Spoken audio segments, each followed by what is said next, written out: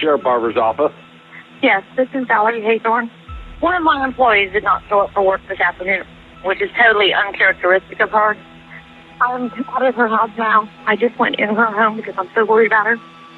There is blood everywhere. Today we'll be discussing the gruesome case of Sarah Maynard, who was kidnapped and tortured for 4 days by the murderer of her family.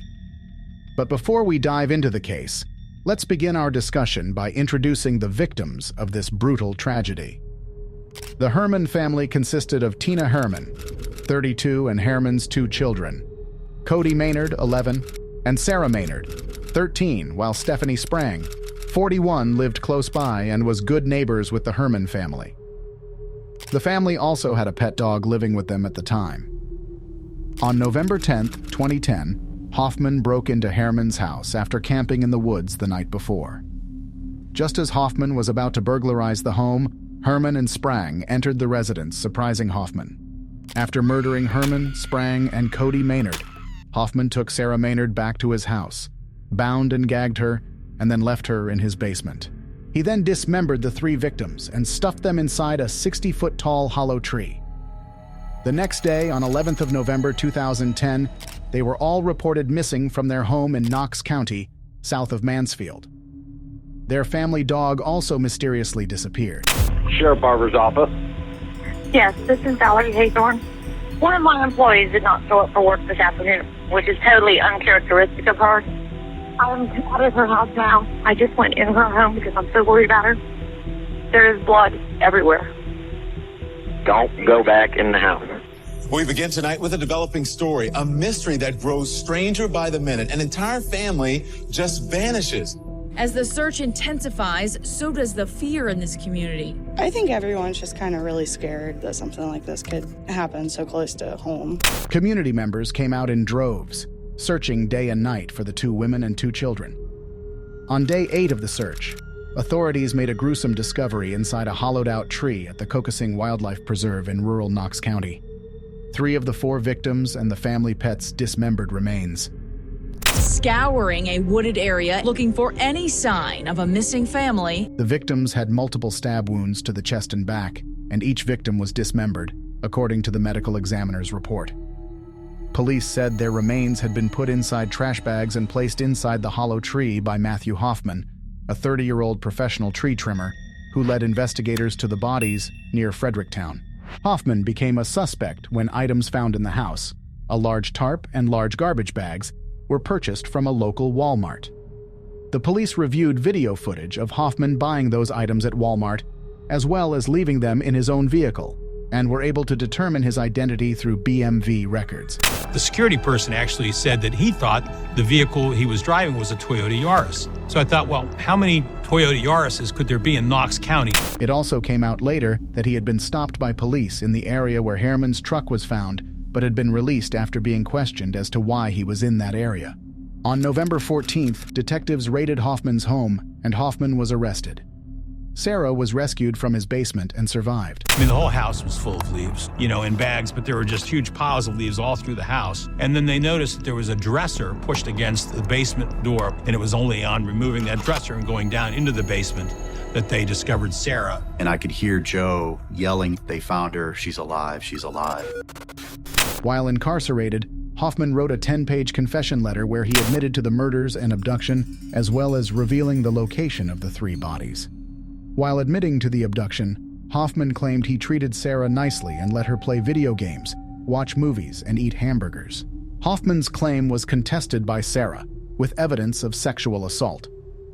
Hoffman was sentenced to life in prison, without the possibility of parole. He then drove me to another house. He unblindfolded me, and then he put me in the basement. The softly spoken teenager was kept in a Mount Vernon basement for 4 days, while her abductor repeatedly assaulted her. He felt good about himself for him to think that he fed me and stuff, and he didn't. He didn't let me shower or do any of that stuff. I didn't eat anything for 4 days. Didn't sleep.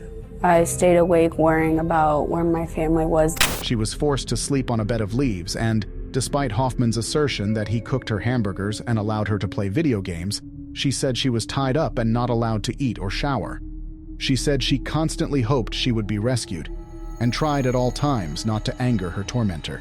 I think I just listened to everything he told me to do, and just thinking about what had happened to